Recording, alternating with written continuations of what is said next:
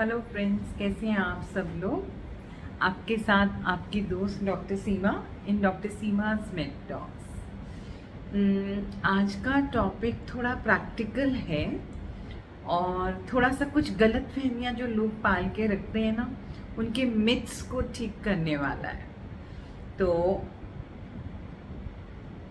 क्या टॉपिक है? क्या डायबिटिक्स जो होते हैं, हम हमेशा एक चीज़ तो बोलते हैं, they need to take care of their foot, पैरों का ख्याल रखना चाहिए। क्यों रखना चाहिए? पहली बात क्यों रखना चाहिए, राइट? दूसरी बात कैसे रखना चाहिए, राइट? तीसरी बात क्या चीज़ें अवॉइड करनी चाहिए। आजकल की ज़िंदगी में ना लोगों को सैलून्स और पार्लर्स के अलग ही तरीके के शौक हैं। पेडिक्योर करवाने हैं, लोअर लिम्ब की मसाज या बॉडी मसाज भी करानी है, स्पेशली लोअर लिम्ब की मसाज करानी है। तो कितना अच्छा है, how good it is for a diabetic to get a lower limb massage और may be to get a pedicure done. ये सवाल है आज का। ये आज का सवाल है कि क्या डायबिटिक्स को मसाजेस में इंडल्ज करना चाहिए या पेडिक्योर्स में इंडल्ज करना चाहिए। Do they should they land up in a beauty salon और should they go into a podiatrist, यानी कि जो आपके पैरों का ध्यान रखते हैं पोडियाट्रिस्ट, उनके पास जाना चाहिए या सलून में जाना चाहिए? आज का बड़ा सवाल।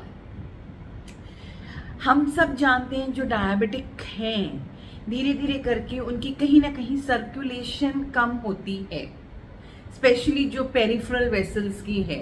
तभी तो उनको पेरिफेरल आर्टीरियल डिजीज हो जाता है, यानी कि पैरों की वेसल्स या कुछ उनमें ब्लॉकेज भी आ जाती है। और कई बार अब ज़्यादातर लोग क्या कंप्लेन करते हैं कि मेरे काफ मसल्स में, पैरों में बहुत दर्द होता है जब मैं चलता हूँ, है ना, या मेरे पाँव बिल्कुल ठंडे पड़ जाते हैं। हम लोग डायबिटिक्स के लिए बोलते हैं ना कि आप नंगे पाँव नहीं चलेंगे। क्यों? क्योंकि उनकी नर्व डैमेज बहुत जल्दी हो जाती है, न्यूरोपैथी सेट इन हो जाती है, नर्व डैमेज हो जाती है। उसके चलते क्या होता है कि सेंसेशन की, सेंस करने की शक्ति उनकी या तो कम हो जाती है या ख़त्म हो जाती है। तो ऐसे में हम हमेशा उन्हें बोलते हैं कि आप अपने फुटवेयर हमेशा पहन के रखें, आप नंगे पाँव ना चलें, है ना। और हम लोग स्पेशली बोलते ही हैं कि डायबिटिक्स को अपने पैर पर स्पेशली ध्यान देना चाहिए। मेरे कई वीडियोस में मैंने बोला है कि पैर की अच्छे से गर्म पानी से धो के और पैर की दोनों, मतलब जैसे उंगलियों के बीच में उसको क्लीन करके with a clean cloth, may be with a towel और समथिंग, और उसके बाद उसको मॉइस्चराइज करके रखना है। नेल्स का अच्छे से ख्याल रखना है, ट्रिम करके रखने हैं नेल्स, फाइल करके रखनी है एजेस। तो ये सारी चीज़ें या तो खुद करो। आपको लगता है कि ये पेडिक्योर कराने के लिए पार्लर्स में जाना चाहिए? नो, नहीं जाना चाहिए। क्यों नहीं जाना चाहिए? सवाल आया, क्यों नहीं जाना चाहिए? बोल तो दिया नहीं जाना चाहिए, अगला बंदा तो पूछेगा क्यों नहीं जाना चाहिए। आप पार्लर में जा रहे हो, द पार्लर वाला जो whosoever is doing is not a very well read kind of a person, जिसको समझ हो कि किस तरीके से आपके पैर का ध्यान रखना है। एक छोटा सा भी कट या निक अगर आपके पैर की स्किन पे लग जाता है तो आप जानते हो वो क्षति कहाँ तक जा सकती है। I mean it can go to that extent कि आपका पाँव काटना पड़ सकता है। You might need a foot amputation.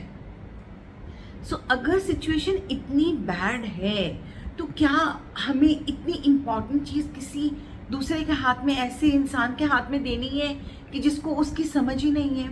आपको मालूम है सैलून्स में जो टूल्स हैं, जो क्लिपर्स हैं, जो फुट बाथ है, वो कितना साफ है। For a diabetic person you need to have a very hygienic utensil footbath है, आपको खुद को अपने पाँव को पेडिक्योर करना है, आप घर में कीजिए ना। आप अपने एक नीट एंड क्लीन फुटबाथ में पाँव डालिए, उसको करिए, हल्का सा उसको मसाज कीजिए, साफ कीजिए। पर बाहर जाके आपको क्या मालूम वो एक नेल कटर से सब काटे जा रहा है आपका। You need to get that, आपके एजेस को राउंड ऑफ करना है, आपको फाइल करना है, आपको शार्प एजेस नहीं छोड़ने हैं।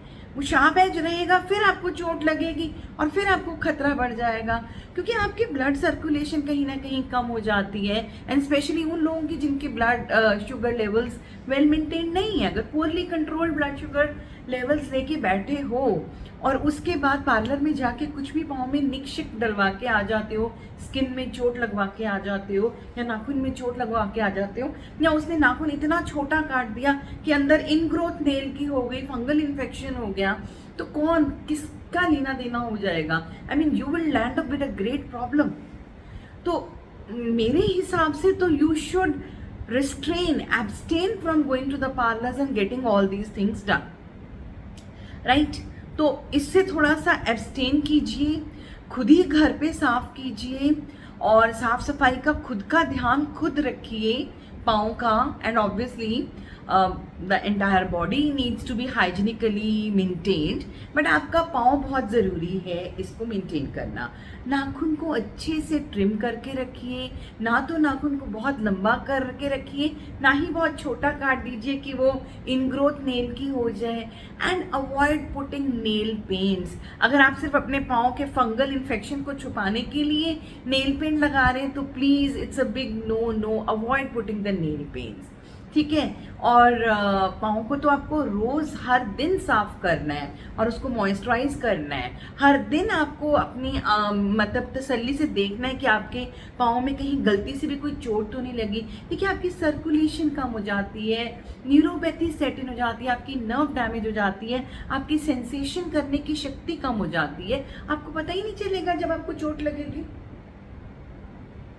तो इन सब चीज़ों से बचने के लिए avoid going to a parlor, avoid getting a pedicure done, avoid getting a massage done। अच्छा, क्या आपको क्या वार्निंग साइंस हो सकते हैं जो आपको बताएं कि भाई XYZ आपके पाँव में कुछ परेशानी है या आपकी सर्कुलेशन कुछ कम है।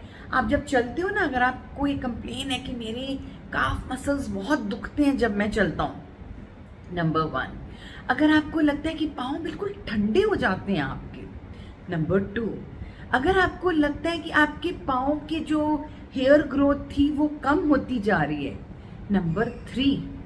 अगर आपको लगता है कि पाँव के नाखून बिल्कुल ब्रिटल हो गए हैं, ज़रा सा हाथ लगाते ही टूट जाते हैं, फ्रेजाइल हो गए हैं, नंबर 4, ठीक है। तो और पाँव के नाखून ये फ्रेजाइल हो गए, पाँव ठंडे पड़े हैं, या उनकी आपको पाँव में दर्द बहुत तेज हो रही है ना, और पाँव में डिसकलरेशन हो रही है, उसका रंग बदल गया है। अगर आपको लगता है कि आपके पाँव में बिल्कुल क्रैक्स और ड्राइनेस है, नंबर 5, है ना। तो ये सारी चीज़ें अगर आपको दिख रही हैं तो इसका मतलब कहीं ना कहीं आपके लोअर लिम्ब में सर्कुलेशन कम है, आपको ब्लड सर्कुलेशन कम आ रही है। हो सकता है कि आपकी शुगर लेवल्स वेल मेंटेन नहीं है, और अगर आपको सेंसेस नहीं मिल रही हैं पाँव में, चुभोने से भी आपको नहीं पता चलता, क्योंकि डायबिटिक्स के लिए हम तभी तो बोलते हैं जूता पहना उसको साफ करके पहनिए, बिकॉज अगर उसमें कुछ छोटा मोटा कंकड़ भी होगा आपको नहीं पता, और वो कंकड़ आपको इतने छोटे से कंकड़ से भी इतनी चोट लग जाती है कि you are prone to get that infection से अल्सर से फुली ब्लोन एक अल्सर बन सकता है, जिसके चलते कि आपका फुट एम्पुटेशन तक की सिचुएशन आ सकती है, जो नहीं आने देनी। और आपको क्या मालूम पार्लर्स में क्या चीज़ें यूज़ कर रहे हैं, फलाने आपसे पहले वाले कस्टमर का क्या यूज़ किया, how much have you seen कि उसने कितना उसको डिसइंफेक्ट किया। जो भी इंस्ट्रूमेंट्स हैं they need to be autoclaved, है ना, उनकी डिसइंफेक्शन प्रॉपरली होनी चाहिए। तो बाहर से कराने की बजाय अगर एक पोडियाट्रिस्ट से मिला जाए और खुद ही घर पर अपना पाँव का ध्यान रखा जाए तो I think that's a better idea, right. तो नमस्कार दोस्तों, अगर मेरा वीडियो अच्छा लगे तो लाइक, सब्सक्राइब और शेयर ज़रूर कीजिए। आपकी दोस्त doctor Seema. Thank you so much.